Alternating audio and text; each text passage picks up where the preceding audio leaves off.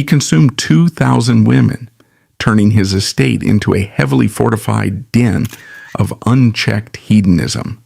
He was the ultimate Hollywood playboy, crowned untouchable, Jack Nicholson.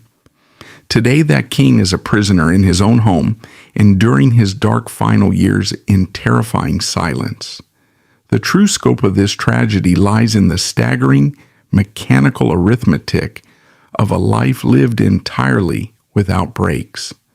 The numbers that defined his reign are chilling.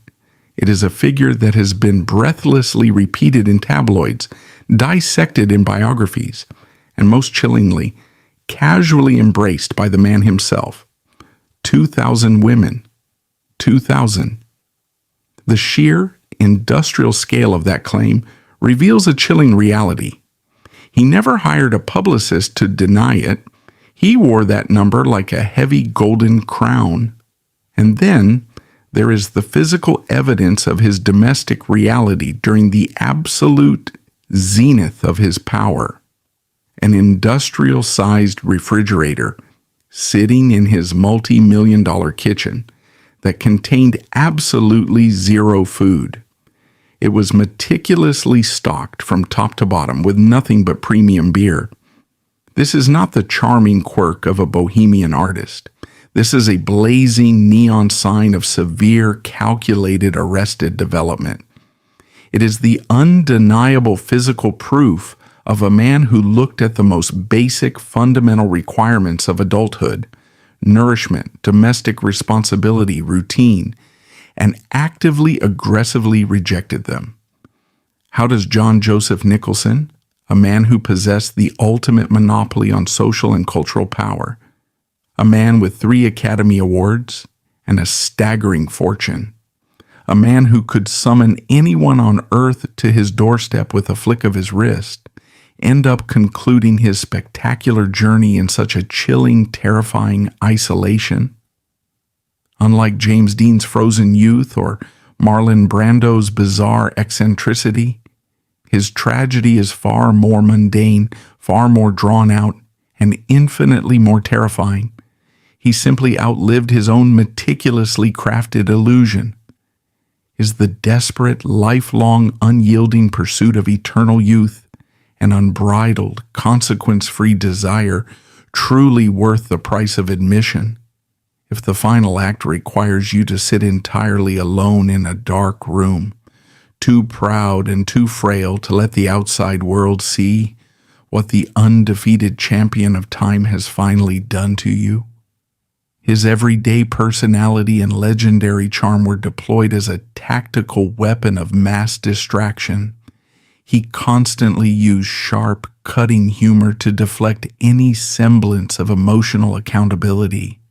He intentionally cultivated an aura of unpredictable, simmering danger. No one around him, no director, no friend, no romantic partner, ever felt entirely secure or equal in his presence.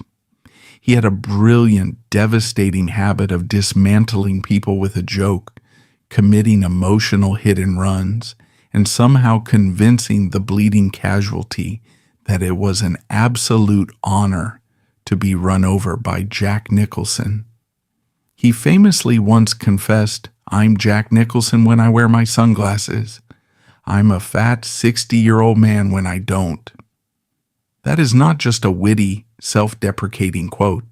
That is a devastating psychological admission. It is the confession of a man whose everyday confidence was entirely dependent on a physical prop designed to shield him from the agonizing reality of his own mortality. His exercise of immense, unparalleled power was equally calculated. His power to control a room was far more insidious than explosive tantrums or physical threats. It was the crushing power of the velvet glove.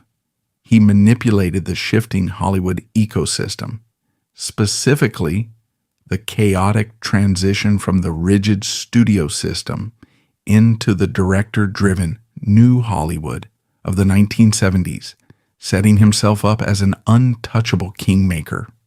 He threatened the careers and the social standing of those who dared to cross him, not with explosive anger, but with cold, smiling, absolute exclusion. If you were cast out of his circle on Mulholland Drive, you were cast out of the cultural zeitgeist. He surrounded himself with a highly curated court of enablers, sycophants, and brilliant contemporaries, who collectively signed a silent pact agreeing that the laws of gravity, fidelity, and consequence simply did not apply to them. He manipulated the media landscape so masterfully that his blatant indiscretions, which would have ruined the careers of other men, were cheerfully written off by leading journalists as the colorful, expected antics of a lovable rogue. He weaponized his own bad boy reputation, making it structurally impossible for anyone to hold him accountable without seeming prudish, boring, or uncool.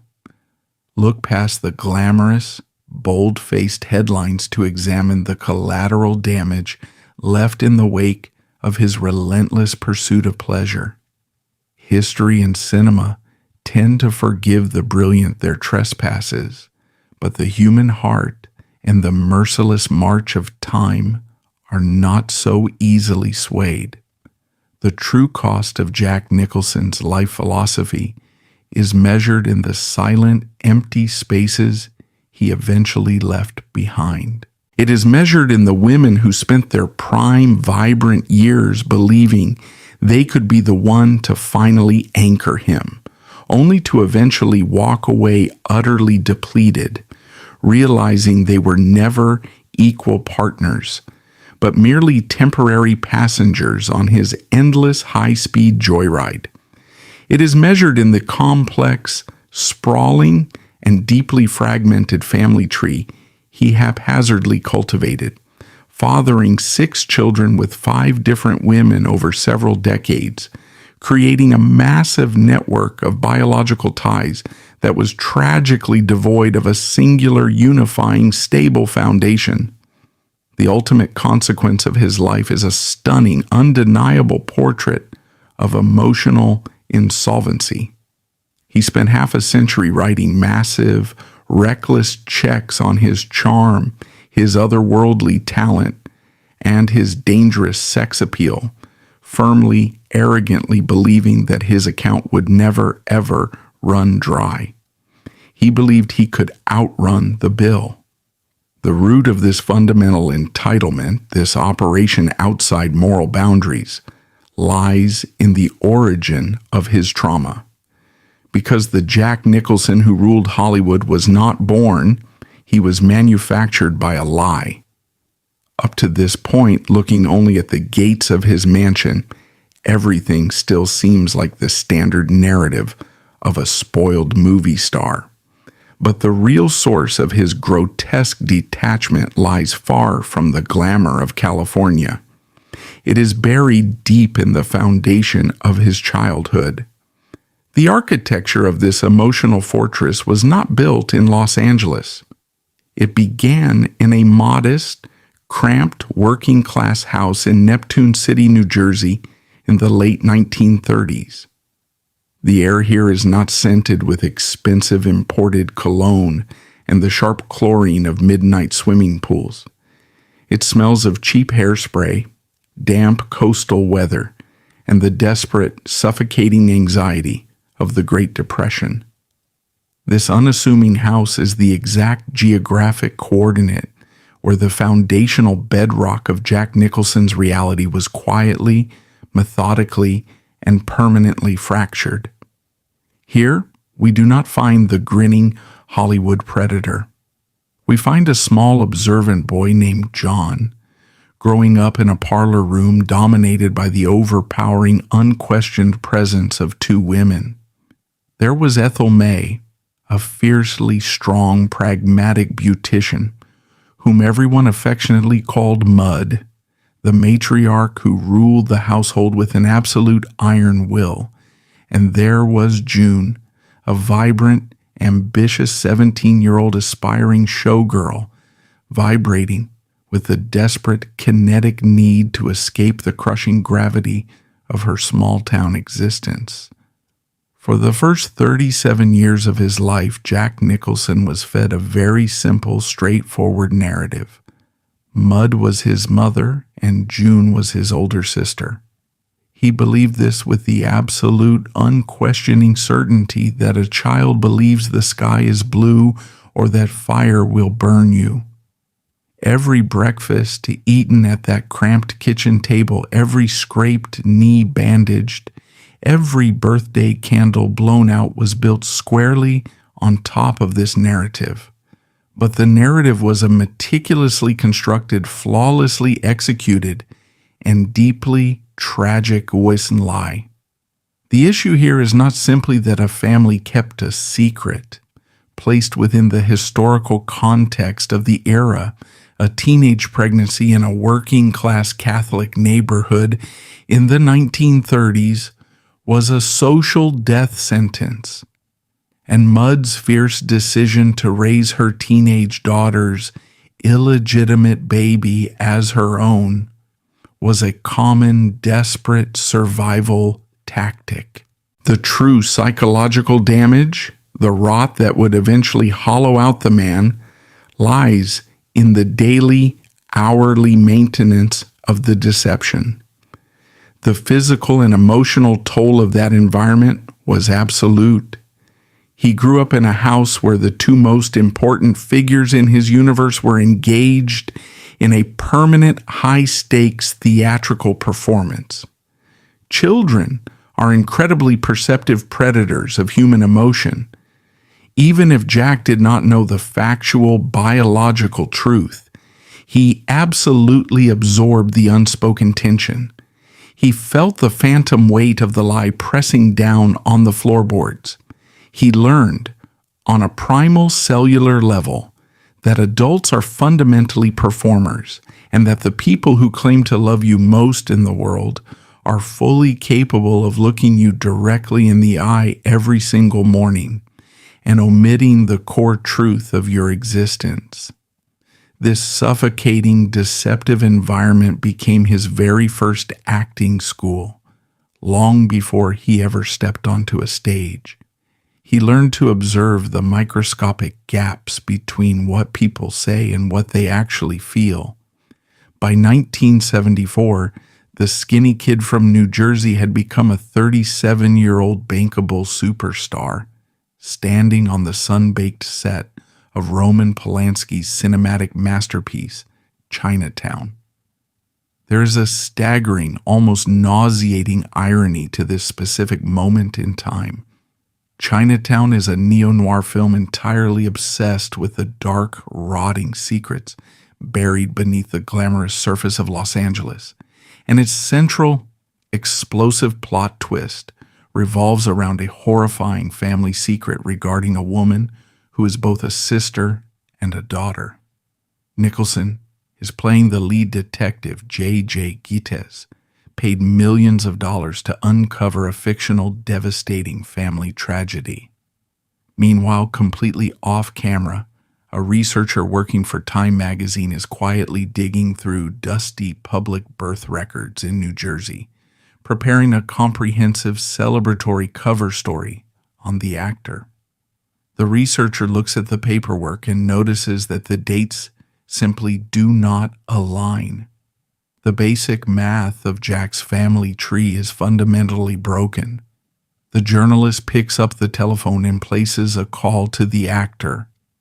Standing at the absolute zenith of professional power, holding a telephone receiver in a production office, a complete stranger casually dismantled the entire premise of his biography through the static of a long-distance line in a matter of seconds. The stranger informs you that the woman you buried and mourned as your sister was actually the woman who gave birth to you. The woman you called your mother was your grandmother. The foundation of your identity is instantly vaporized. Furthermore, the two women who orchestrated this massive deception were already dead. June died of cancer in 1963, and Mud died in 1970. Jack could not confront them. He could not scream at them, demand an explanation, or force a tearful apology. The architects of his reality had taken the blueprints to their graves, leaving him entirely alone in a shattered, terrifying house of mirrors. How does a normal, healthy human being react to a betrayal of this staggering magnitude? They seek intense therapy. They suffer a public breakdown. They express profound, earth-shattering rage at the universe. But Jack Nicholson did absolutely none of that. He took the agonizing shock of that phone call, swallowed it whole, and digested it into a chilling, impenetrable armor of apathy. Years later, when finally pressed about the revelation by the media, he offered a quote that is as fascinating as it is terrifying. He said calmly and with that trademark deflective smirk, "I'd say it was a pretty dramatic event, but it wasn't what I'd call traumatizing. I was psychologically well-formed." That statement functions not as truth, but as the ultimate impenetrable defense mechanism. The issue isn't that he was lied to by his family. The issue is how he ruthlessly weaponized that lie to excuse his own future destructive behavior. When the foundational truth of your existence is revealed to be a 37-year fabrication, reality itself becomes highly subjective. Love becomes nothing more than an extended, exhausting performance. And most importantly, commitment becomes a fool's errand. If the two women who loved him most, who sacrificed their own reputations for him, could comfortably lie to his face every single day of his life, why on earth should he ever trust a romantic partner? Why should he ever believe in the sanctity of marriage or the permanence of a traditional nuclear family? The revelation of 1974 did not break Jack Nicholson. It liberated him from the heavy burden of morality. It provided him with an ironclad lifelong alibi for his own profound selfishness. He realized that if life is merely a grand improvised performance based on a script no one else has read, he might as well take over as the director. He rejected the very concept of the American family because his own was proven to be a counterfeit. He took the profound. His exercise of power was entirely psychological, far more insidious, and exponentially more effective. It was the crushing power of the velvet glove. He controlled the room through the terrifying, unpredictable nature of his attention. If you were fortunate enough to be standing in his inner circle on a Tuesday night, he made you feel as though you were standing in the warm, blinding center of the sun. His charisma was a physical force. He would listen to you, laugh at your jokes with his booming, infectious roar, and make you feel like the most fascinating creature on earth. But the moment you bored him, the moment you asked for too much emotional commitment, or the terrifying moment you accidentally reminded him of the mundane responsibilities of the real world, the temperature in the room would drop to absolute zero. He would simply slide his signature heavily tinted sunglasses down over his eyes, flash a cold shark-like smile, and look right through you as if your physical body had just evaporated into the canyon air. He exercised ultimate power through the constant unspoken threat of permanent exclusion. Every single person in that house, from the biggest movie stars to the waitstaff, was constantly auditioning for their place in his living room, and Jack Nicholson held the only casting vote. This dynamic highlights a stunning, drama-filled contradiction that defined his public persona and fueled his untouchable status. On the silver screen, He was making a fortune playing the ultimate doomed anti-establishment heroes. In films like 5 Easy Pieces and One Flew Over the Cuckoo's Nest, the American public fell desperately in love with him for portraying the chaotic rebel fighting fiercely against the soul-crushing, sterile authority of the system. He became the global avatar for the disenfranchised. Yet, in his private reality up on the hill, Jack Nicholson was the institution. He was the absolute warden of his own hedonistic asylum. By the late 1970s, he was commanding millions of dollars a picture, securing unprecedented historic percentages of the gross profits, and calmly dictating terms to terrified studio heads who knew his mere presence guaranteed a hit. He was not fighting the system. He had successfully hijacked it. He used the immense untouchable capital generated by his on-screen rebellion to fund an off-screen life of absolute, unchecked aristocratic privilege. He was a corporate monarch, masquerading flawlessly as a street-fighting bohemian. And the Hollywood machine, terrified of losing its golden goose, happily handed him the keys to the kingdom and looked the other way. The dark, rotting underbelly of this no consequences philosophy was exposed by a highly documented, deeply disturbing event that occurred inside the walls of his sanctuary. It is an event that perfectly encapsulates the terrifying moral vacuum he had created.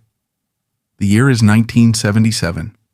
Jack Nicholson was physically out of town, skiing in Aspen, Colorado, taking a brief respite from the relentless engine of Los Angeles. In his absence, he had casually lent the use of his guest house and his luxurious jacuzzi to his close friend, the brilliant, deeply troubled director Roman Polanski.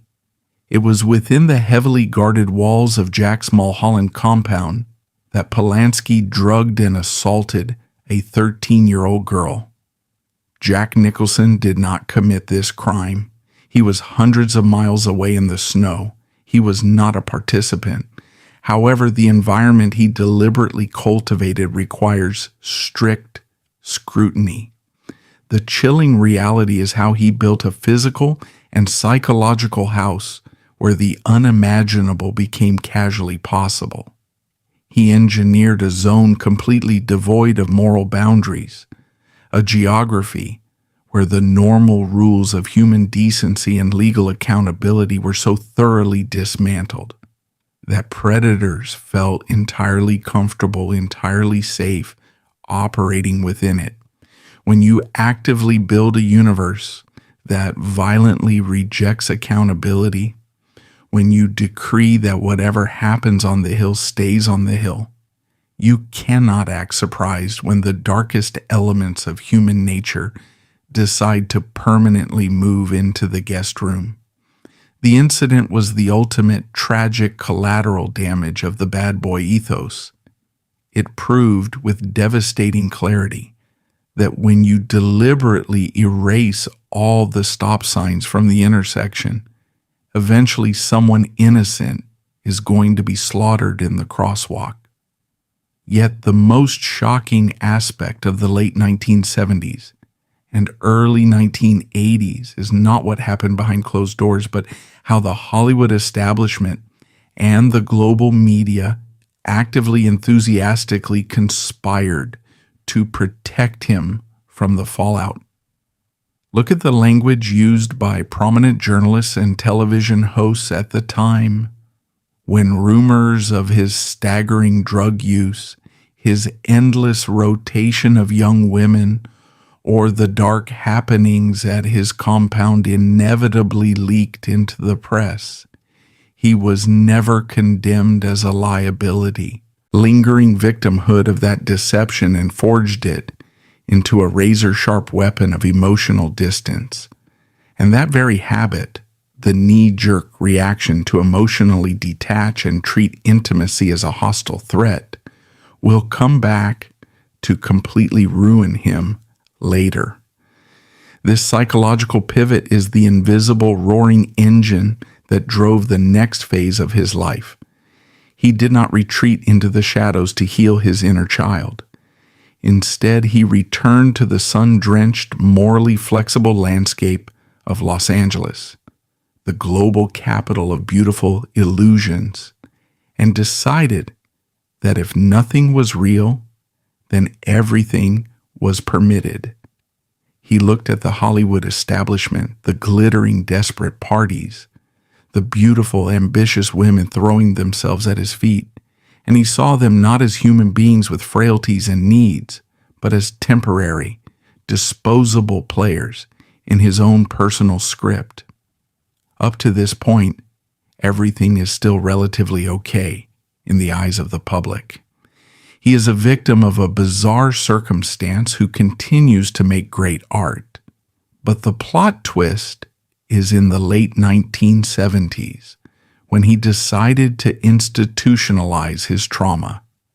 He realized that he could not control the family he was born into, but with enough money, enough fame, and enough predatory charm, he could absolutely dictate the terms of the family he chose to build.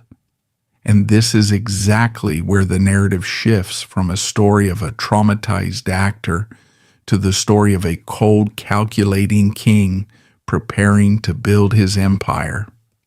The empire Jack Nicholson constructed in the aftermath of his psychological shattering sat high above the city, ascending the winding, sun-bleached asphalt of the Santa Monica Mountains, leaving the congested, smog-choked grid of Los Angeles below. The air grows thin, and the normal rules of society begin to subtly disintegrate.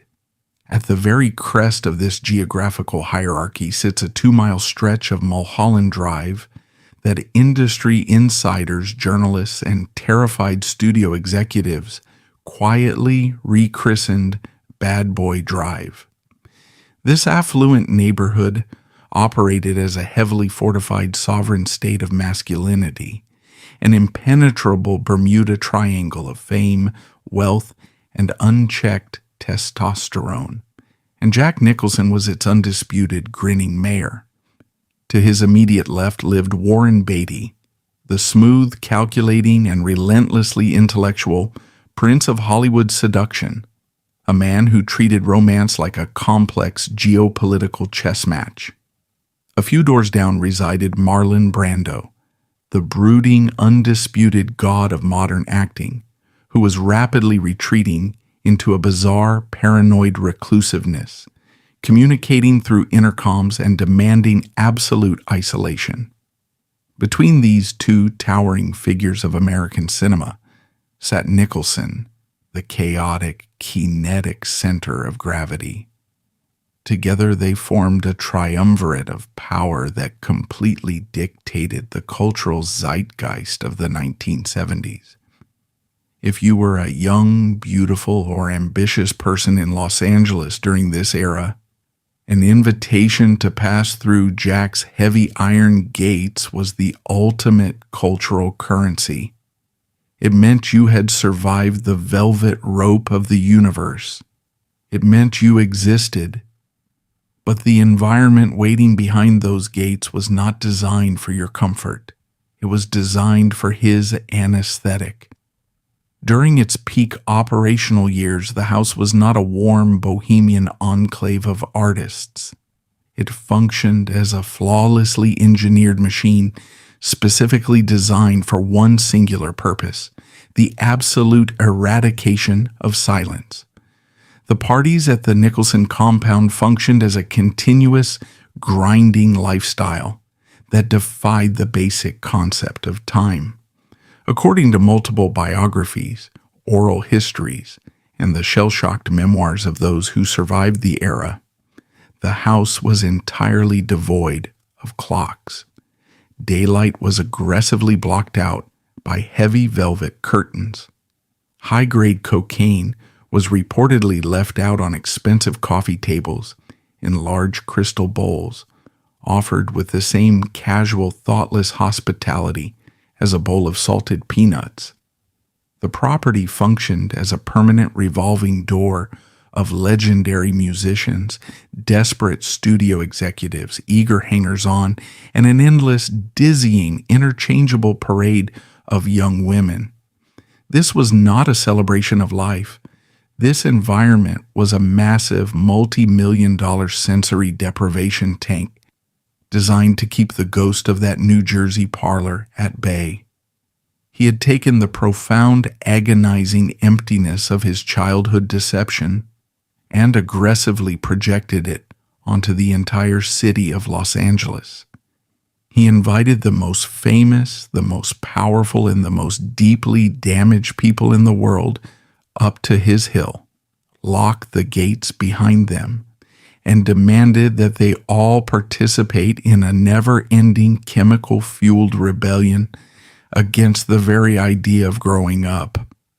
Nicholson did not rule this chaotic empire by barking orders, throwing heavy objects, or indulging in the violent physical tantrums typical of the old-school studio bosses. He was never subjected to the moral panic that destroyed the careers of lesser stars. Instead, he was affectionately dubbed a rascal, a legendary rogue, a brilliant madman. The media essentially granted him permanent diplomatic immunity.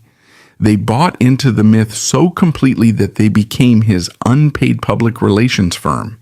They allowed him to frame his profound emotional damage as a cool, aspirational lifestyle.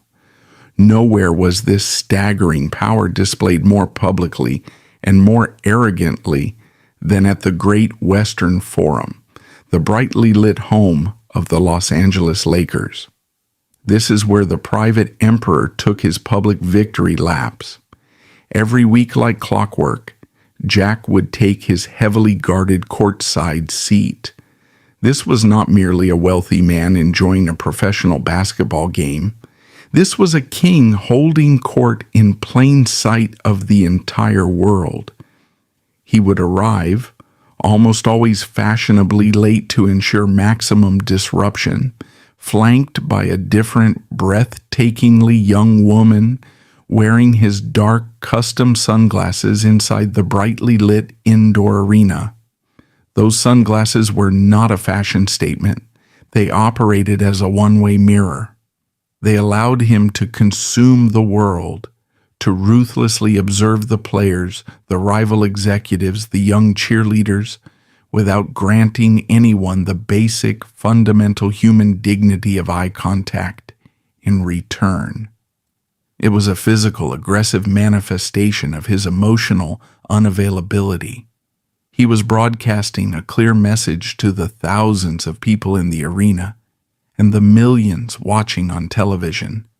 I can see you, I can judge you, but you are absolutely not allowed to see me. The Lakers' polished hardwood floor became an extension of his Mulholland living room.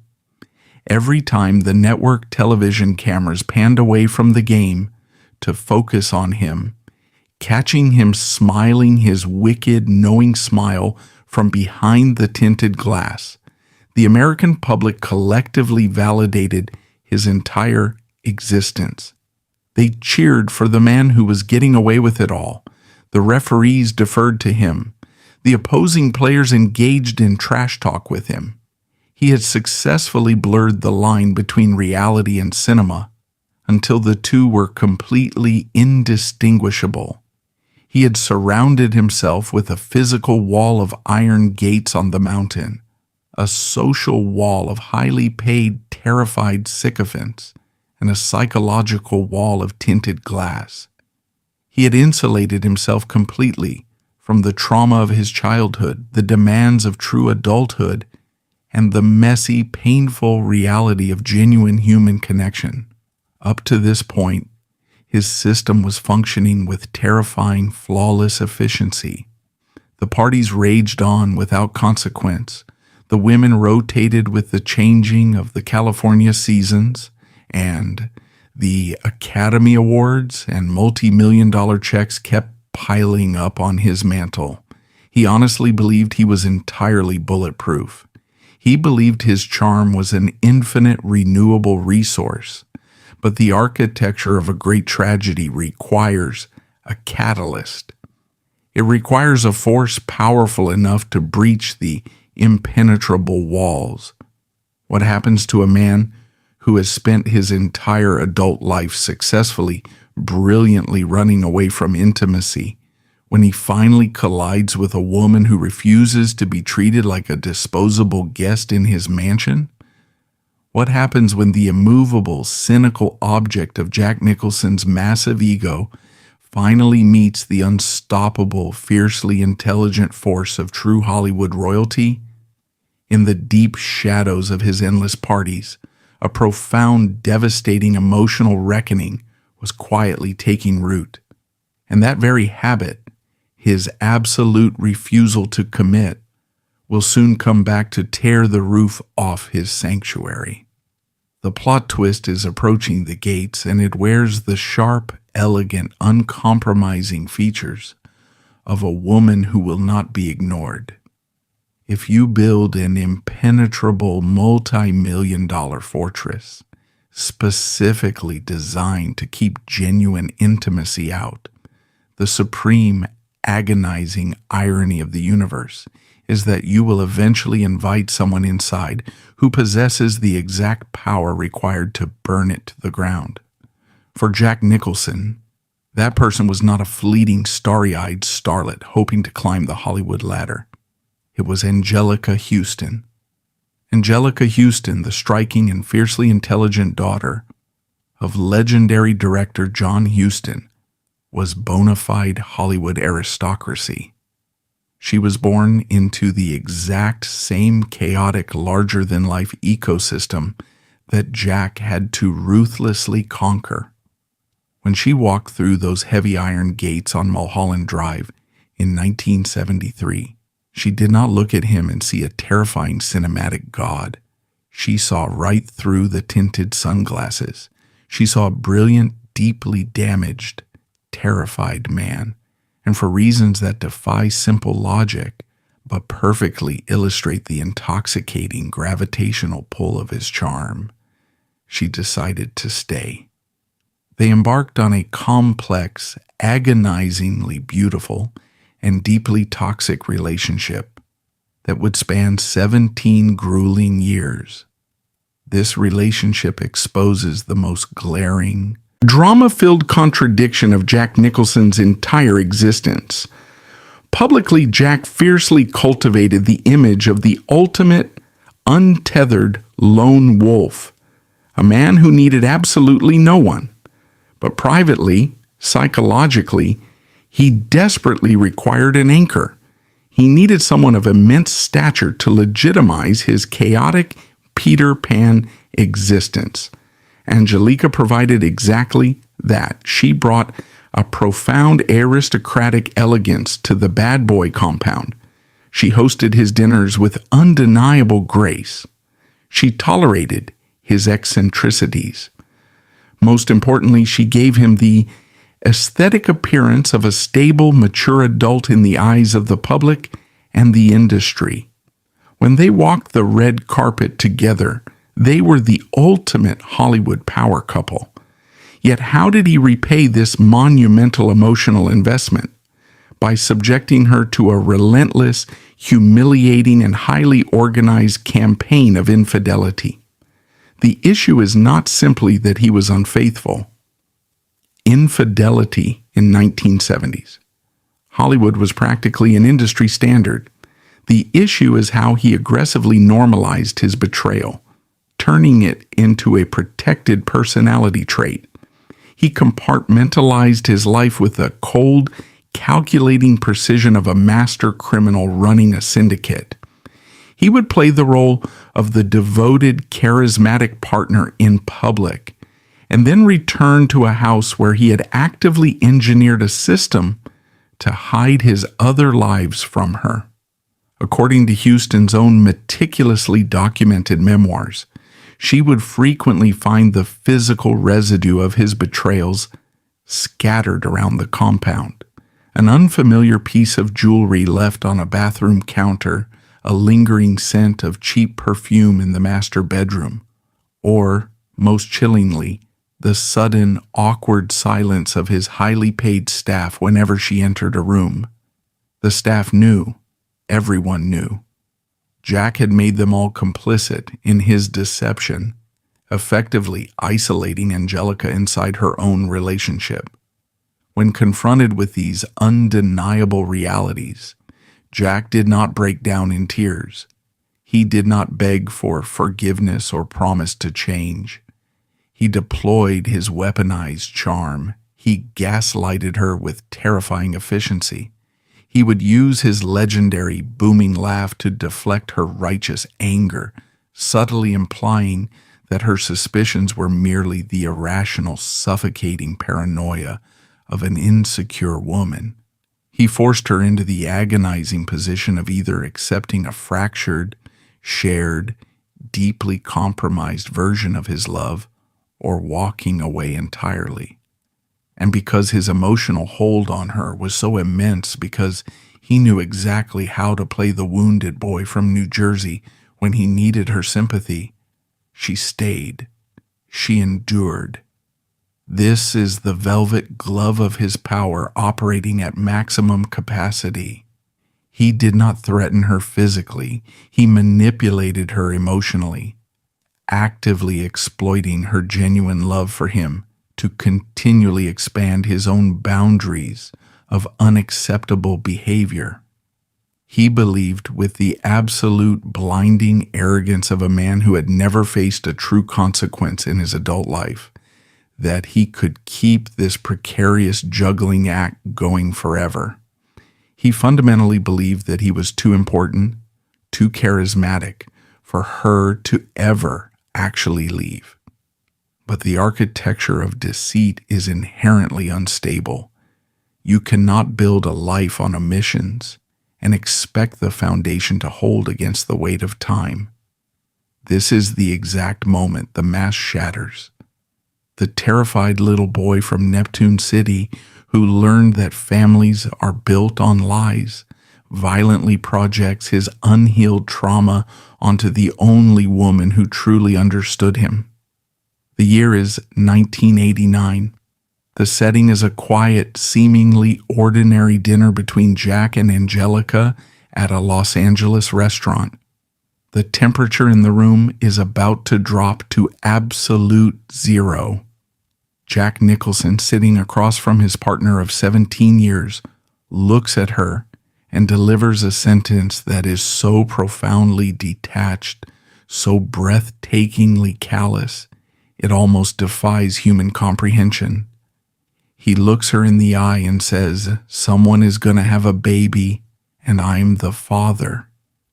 He delivered the news with the casual detachment of someone adjusting a shooting schedule, completely devoid of shame or apology.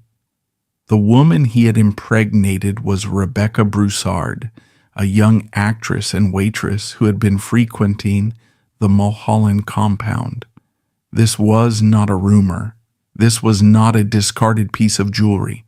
This was a biological, undeniable fact that could not be laughed away or hidden by his security team. His posture displayed an absolute absence of panic. He was not looking for forgiveness. He was looking for accommodation. In his deeply warped, fiercely protected reality, he genuinely believed that Angelica Houston, a woman of immense pride, towering intellect, and undeniable pedigree, would simply absorb this ultimate humiliation. He expected her to stay. He fully expected to maintain his primary, prestigious relationship with her while simultaneously raising a child with another, much younger woman across town. He expected the universe to bend once again to the absolute will of Jack Nicholson. This is the ultimate grotesque entitlement of a man who has lived his entire life entirely without breaks. He assumed he could rewrite the rules of human biology and emotional commitment just as easily as he rewrote the dialogue in his scripts. But he catastrophically miscalculated. The rules of Mulholland Drive did not apply to Angelica Houston anymore. The reaction that followed is a highly documented, explosive chapter of Hollywood history, detailed unflinchingly in Houston's own autobiography. A few days after that freezing dinner, the sheer magnitude of the betrayal finally boiled over. Bypassing publicists and sanitized statements, she drove directly to his office at the Paramount Pictures lot. She walked onto the studio grounds, found the man who had systematically stolen 17 years of her loyalty, and she physically attacked him. She struck him repeatedly about the head and shoulders, unleashing nearly 2 decades of suppressed rage and humiliation. And what was Jack Nicholson's primary concern during this explosive, heartbreaking confrontation? This is the detail that truly convicts him. At that exact time, Jack was in the middle of directing and starring in the Chinatown sequel, The Two Jakes. His primary focus, as the woman he supposedly loved rained blows down upon him, was physically shielding his face to ensure he didn't suffer any bruising that might delay the shooting schedule. Even as his personal life violently collapsed around him, his absolute, unwavering priority was the preservation of the image, the protection of the movie star. The human being was completely secondary to the celluloid myth. When Angelica finally stopped, turned around, and walked away from that office, she did not just end a romantic relationship. She severed his last remaining tether to reality. She was the only person in his inner circle who did not need his money, who was not intimidated by his fame, and who genuinely tried to force him to be a better, more honest man. When she walked out, she took the last remaining traces of his emotional accountability with her. From the outside, the Hollywood publicity machine simply spun this as another colorful, slightly scandalous chapter in the life of a legendary rogue. He had a beautiful new young girlfriend. He had a new baby daughter, Lorraine, soon to be followed by a son, Raymond.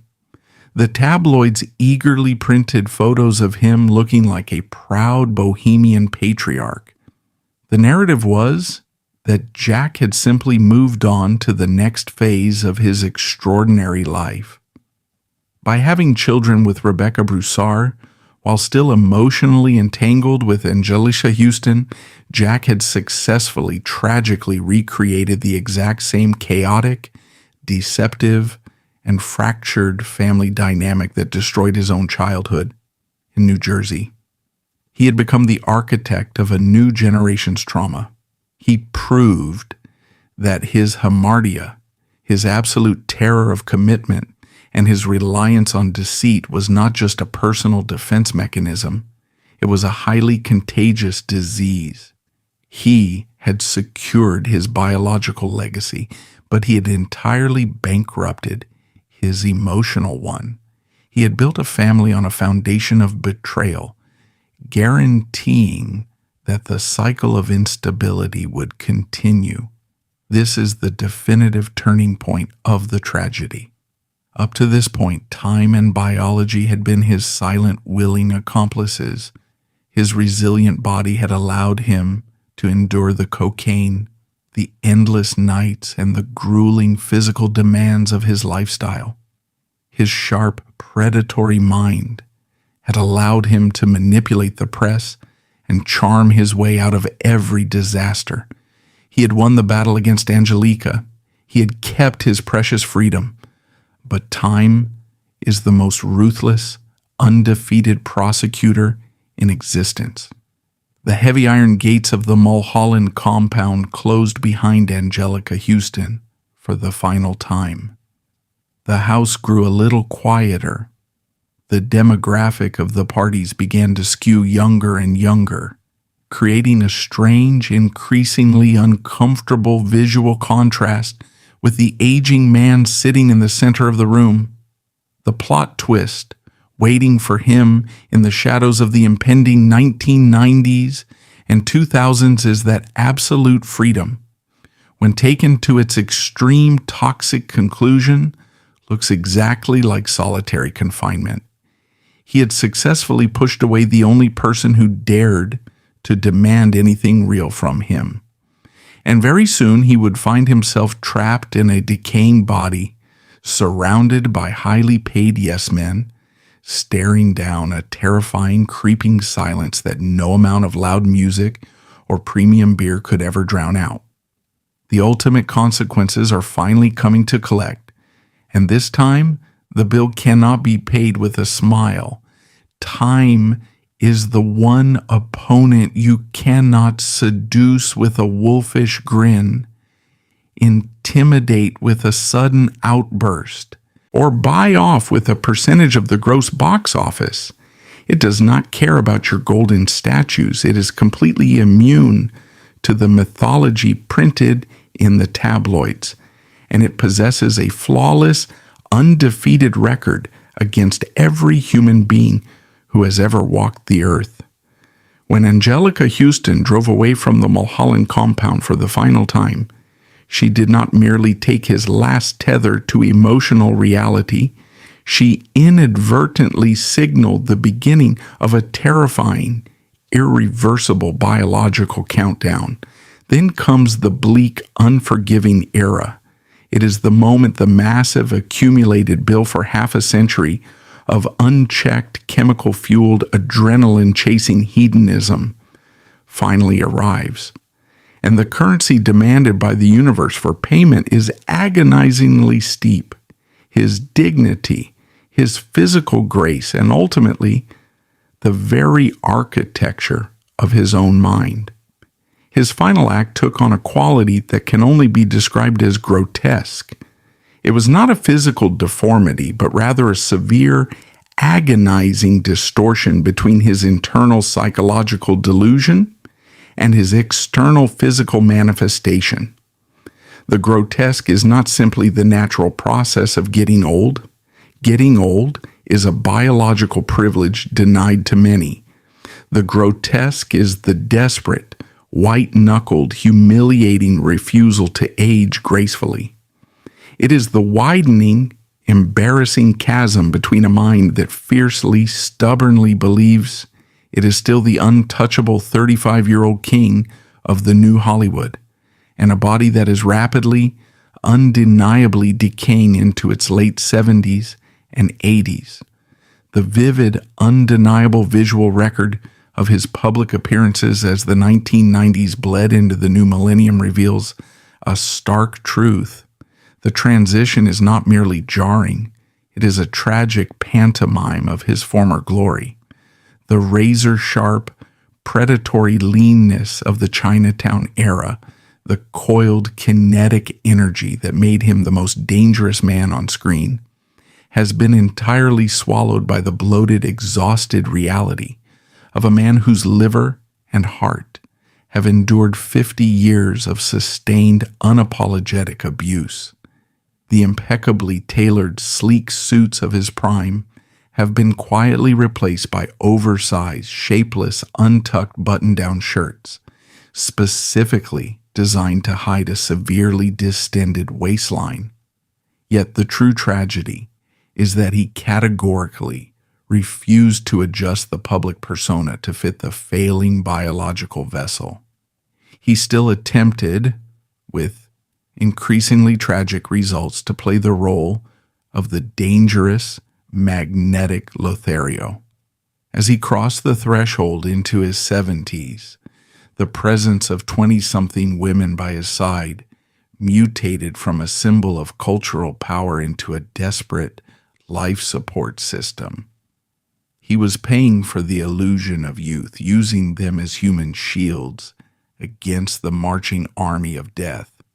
He was paralyzingly terrified of being left alone in a quiet room with a woman his own age, someone who could look right through the tinted glass and force him to confront the unavoidable specter of his own mortality. The velvet glove of his lifelong manipulation had finally turned inward, choking him. He had become a tragic parody of his own legend, a man desperately lip-syncing to a hit song he recorded 40 years ago, hoping the crowd wouldn't notice his vocal cords were entirely destroyed. But the physical deterioration, the loss of his devastating good looks, was merely the opening act of his punishment. The true horror of his decline was far more insidious, far more cruel, and it struck directly at the very core of his identity. Then came his professional quietude, a sudden, unannounced, and deeply unnatural halt to his legendary cinematic career. Foregoing any triumphant farewell tour or final Oscar-winning masterpiece, the greatest American actor of his generation simply vanished from the silver screen after a forgettable supporting role in the 2010 romantic comedy, How Do You Know? He evaporated without a trace, leaving a deafening silence in the industry he once ruled. Why? The official Hollywood narrative, carefully curated by his fiercely loyal and highly paid publicists, was that he was simply tired. They claimed he had finally lost the motivation to read scripts, that he had earned his rest, and that he preferred to spend his golden years painting, golfing, and relaxing within the walls of his compound. It was a sanitized, acceptable retirement story. But beneath the Hollywood spin, the dark whispered rumors that permeated the highest levels of the industry paint a far more devastating, heartbreaking picture. Multiple industry insiders, quiet observers, and investigative reports suggested that Jack Nicholson had to quietly, abruptly retire because he was suffering from severe cognitive decline. He could no longer learn his lines. There is a staggering poetic cruelty to that specific affliction.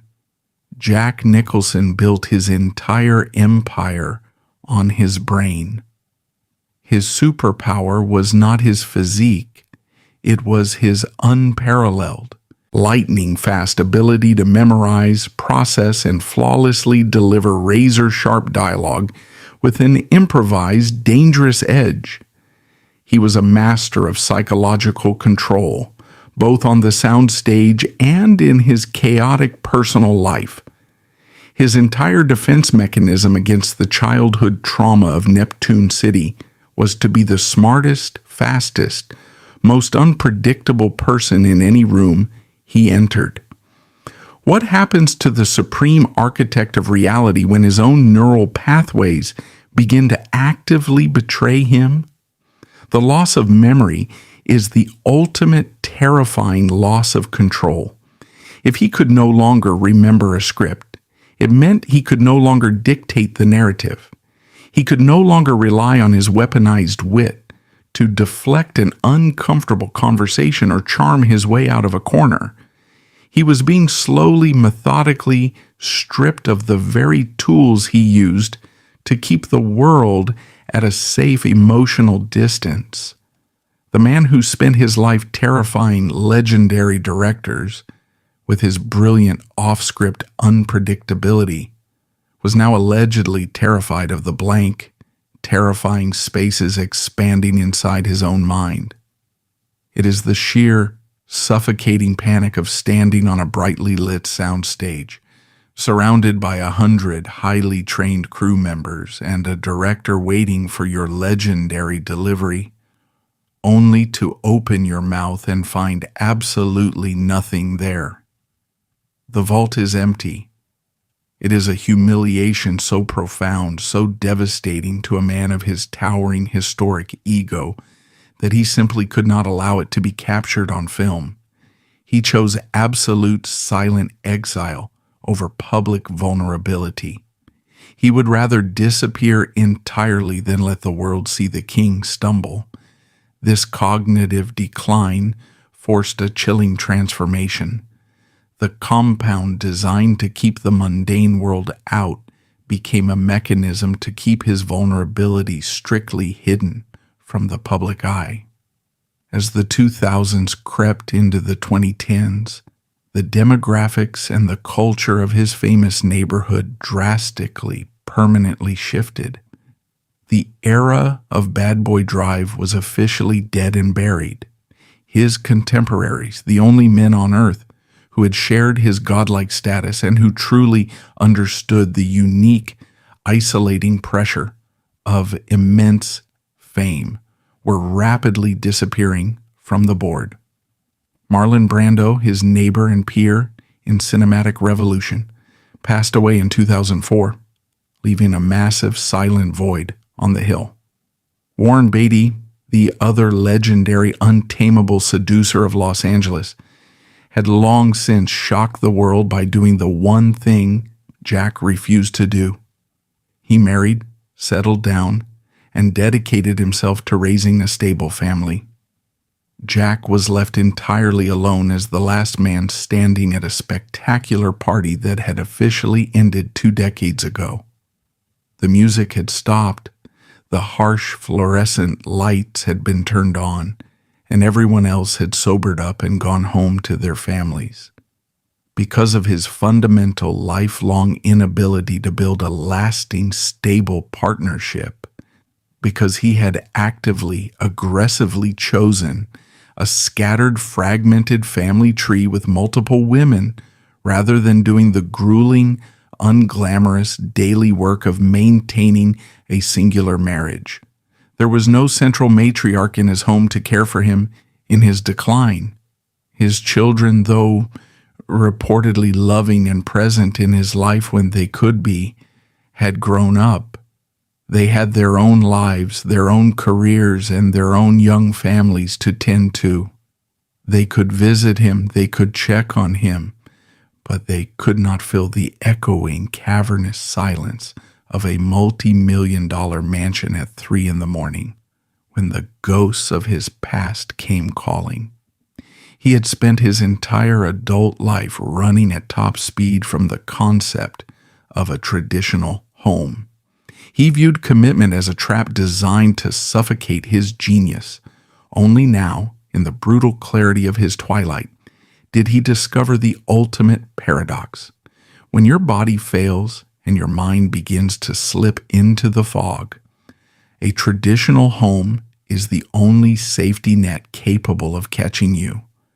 According to reports from the few trusted friends who were occasionally allowed to breach the perimeter in his later years, he became deeply, obsessively paranoid about his physical appearance. The man who had effortlessly commanded the attention of the globe, whose face had sold billions of dollars in movie tickets, did not want a single, unauthorized lens pointed at him. He did not want the paparazzi to capture his shuffling gait, his confused, empty expressions, or his frail, diminished frame. He voluntarily locked the gates, drew the heavy velvet curtains against the bright California sun, and retreated into the dark. The king had banished himself to the deepest dungeons of his own castle. He was sitting on a mountain of wealth, surrounded by the physical artifacts of his triumphs, completely incapable of enjoying any of it, terrified of the very public that had made him a god. The trap he had meticulously built for 50 years had finally sprung shut, and the most terrifying realization of all was that there was absolutely no one else to blame. He had forged every single bar of his own cell. The man currently isolated inside that compound is no longer the grinning kinetic predator who hijacked the 20th century. He is a living artifact, representing the ultimate contradiction of his own existence. At this exact, precise moment in time, somewhere in the world a television screen is glowing in a dark room with his immortal image, Millions of people are still watching him rebel brilliantly against Nurse Ratched, watching him smash through a splintering bathroom door with a fire axe, watching him flash that dangerous, untouchable $1,000,000 smile. On celluloid, Jack Nicholson is forever 35 years old. He is forever untamed, forever victorious, and forever immune to the laws of physics. But inside the dark, temperature-controlled silence of his sprawling Los Angeles mansion, the celluloid has permanently stopped spinning. The projector lamp is broken. There is only mortal flesh, fragile bone, and the terrifying, echoing quiet of a massive house explicitly built for a roaring party that ended decades ago. He achieved absolute, undisputed immortality in the light, but the devastating price of that Faustian bargain was spending his final fragile reality entirely in the dark. The true gravity of his legacy extends far beyond Hollywood. In South Korea, film scholars frequently analyze his explosive performances through the cultural lens of Han, an internalized collective feeling of profound sorrow and unresolved trauma waiting for a violent release. To the Eastern analytical eye, Nicholson took the rotting, suppressed sorrow of his Neptune City childhood and brilliantly weaponized it into global entertainment. Yet when they shift their gaze from his art to his personal life, admiration curdles into a chilling warning. In a culture built on rigid familial duty, Nicholson is viewed as the terrifying endpoint of the American dream, the dark underbelly of Western hyper-individualism taken to its most toxic conclusion.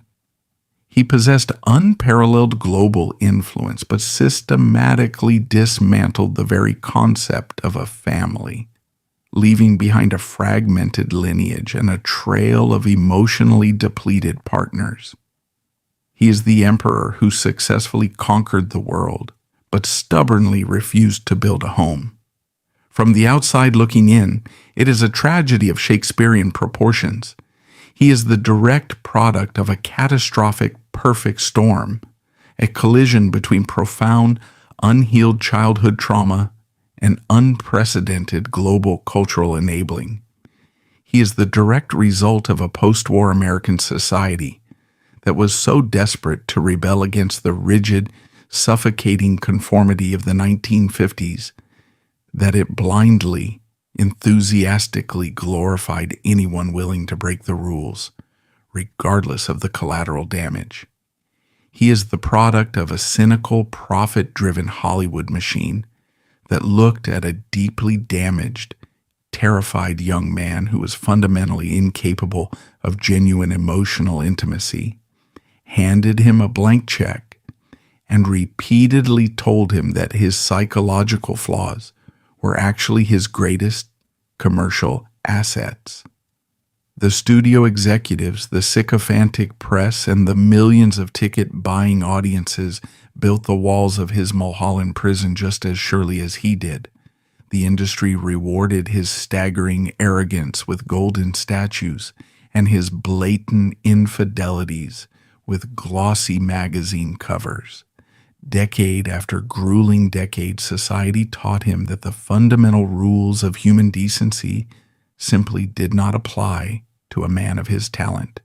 He was a man drowning in his own neuroses, screaming for a boundary, and instead of throwing him a life raft, the entire world handed him a heavy golden crown and told him to keep dancing. If it weren't for that shattering, world-destroying phone call in 1974, history might have recorded a very different narrative.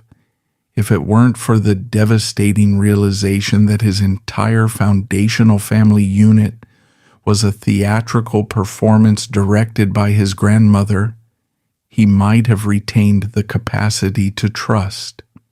If he had possessed the immense, quiet courage to face that childhood trauma, in the sterile quiet of a therapist's office, rather than aggressively hiding from it in the VIP section of the Great Western Forum.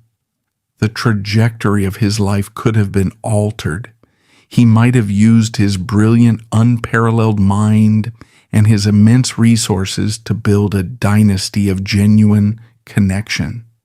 He might have been a beloved patriarch rather than a terrified king in exile. History might have recorded him not just as a great transformative actor, but as a great whole man. But he repeatedly chose the easier, louder path. He chose the blinding flash of the paparazzi over the steady warmth of a porch light. He chose the deafening applause over the terrifying intimacy of silence, right up until the exact moment the audience finally went home and the doors were locked from the outside. And so, the skinny, nameless boy from Neptune City finally got exactly what he always said he wanted. He successfully fought off every single expectation, every demand, and every rule society tried to place upon him. He defeated the old studio bosses, he outlasted his greatest artistic rivals, and he ensured with ruthless efficiency that absolutely no one on the face of the earth could ever tell him what to do. He achieved total, undisputed, absolute freedom. And as he sits somewhere deep in the sprawling, impenetrable darkness of the Mulholland compound today, leaning heavily on a cane, surrounded by the fading, whispering ghosts of 2,000 women and the silent, dusty gold of his Academy Awards, he must quietly confront the final, brutal, inescapable punchline of his own spectacular life. He is completely free, and he is completely alone.